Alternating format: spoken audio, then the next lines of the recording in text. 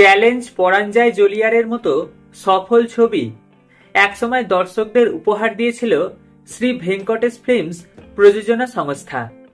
মনে করা হয় দেব শুভশ্রী জুটিকে বানানোর মূলেই রয়েছে তারাই।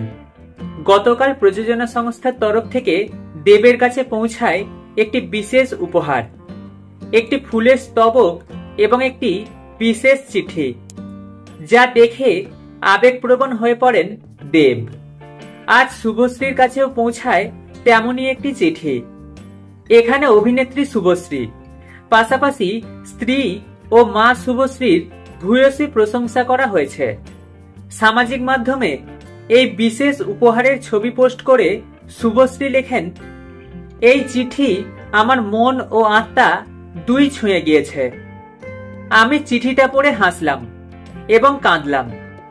আমার নিজেকে এতটা বিশেষ মনে হচ্ছিল, বলে বোঝাতে পারবো না। তুমিও আমার জীবনে খুব স্পেশাল মনিদা। এটা আমার জীবনের সেরা উপহার।